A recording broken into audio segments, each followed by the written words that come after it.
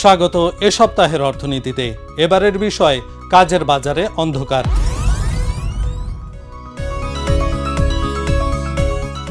কাজ নেই, বেঁচে থাকার জন্য কাজ খুঁজছে মানুষ। দেশে কর্মহীন মানুষের সংখ্যা উদ্বেগজনক জায়গায় পৌঁছে গেছে। দিন দিন বেড়েই চলেছে বেকারের সংখ্যা।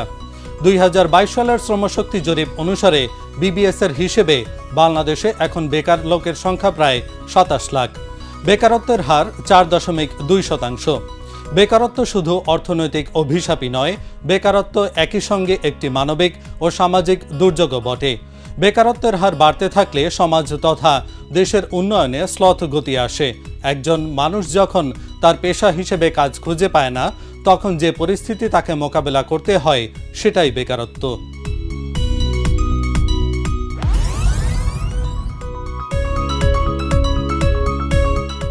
গত জুন মাসে জানা গেল বাংলাদেশের অর্থনীতিতে 27 লাখ মানুষ কর্মহীন এবং এই অর্থনীতিতে বেকারত্বের হার 5% কাছাকাছি।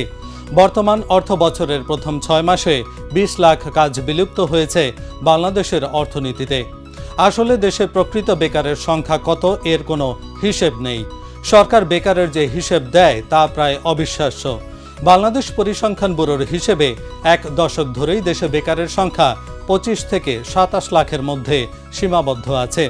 দেশে প্রায় 1 কোটির মতো মানুষ মন মতো কাজ পান না। তারা পড়াশোনা করেন না, কাজেও নেই। তারা ছদ্ম বেকার, কোনো রকম জীবন ধারণের জন্য কাজ করেন।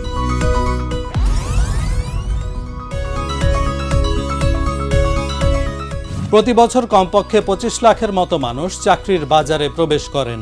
এর মধ্যে 5 থেকে 10 লাখ দেশের বাইরে যান, যাদের অধিকাংশই অদক্ষ।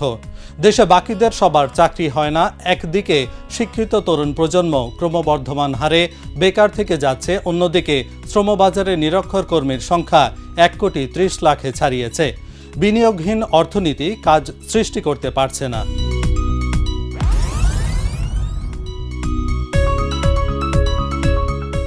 দেশে বিপুল সংখ্যক শিক্ষিত তরুণ তরুণী বেকার বসে আছেন। তারা একেবারে চাকরি পাচ্ছেন না কিংবা পছন্দ মতো চাকরি পাচ্ছেন না। মেসে থাকেন, মানবেতর জীবনযাপন করেন আর একটি চাকরির জন্য দিন গোনেন। সম্প্রতি বাংলাদেশ শ্রমশক্তি জরিপ 2024-এর চূড়ান্ত প্রতিবেদন প্রকাশ করেছে বাংলাদেশ পরিসংখ্যান ব্যুরো। সেখানে শিক্ষিত তরুণদের মধ্যে বেকারত্বের হার বেশি এবং বেশ সময় ধরে বেকার থাকার প্রবণতা দেখা গেছে।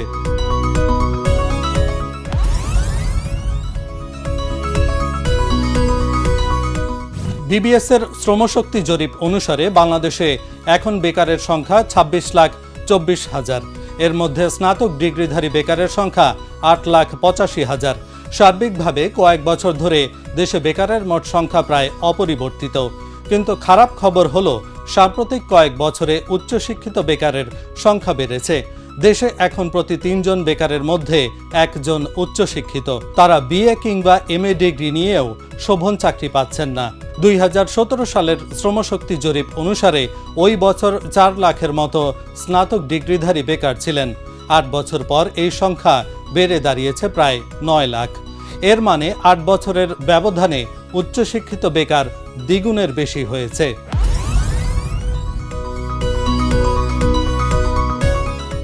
সার্বিকভাবে দেশে যেভাবে অর্থনৈতিক প্রবৃদ্ধি হচ্ছে, সেভাবে কর্মসংস্থান হচ্ছে না। বাংলাদেশে যে মানের শিক্ষিত লোকবল তৈরি করা হচ্ছে, তার উৎকৃষ্ট অংশ চলে যাচ্ছে দেশের বাইরে।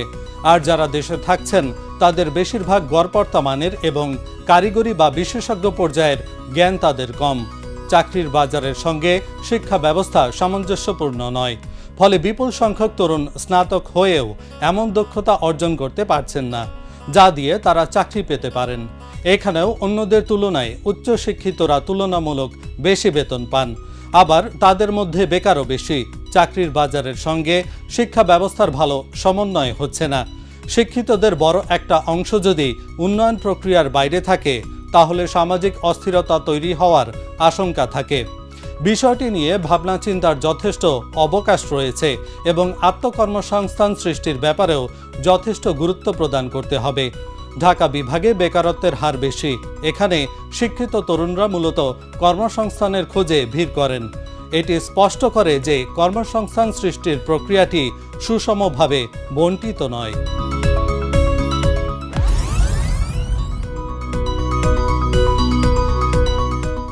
বিবিএস এর সংজ্ঞানুসারে সপ্তাহে 1 ঘন্টা কাজ করলেই তাকে কর্মে নিয়োজিত ধরা হয়েছে, কিন্তু বাস্তবতা হলো 1 ঘন্টার কাজ দিয়ে জীবন ধারণ করা সম্ভব নয়। প্রায় 1 কোটি মানুষ তাদের যোগ্যতা অনুযায়ী কাজ পাচ্ছে না।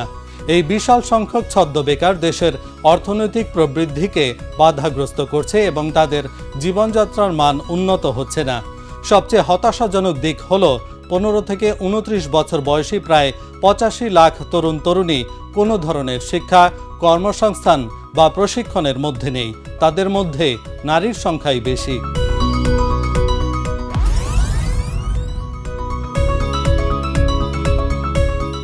এই অবস্থায় করণীয় হলো শিক্ষাকে কর্মসংস্থানের সঙ্গে সঙ্গে সামঞ্জস্যপূর্ণ করা।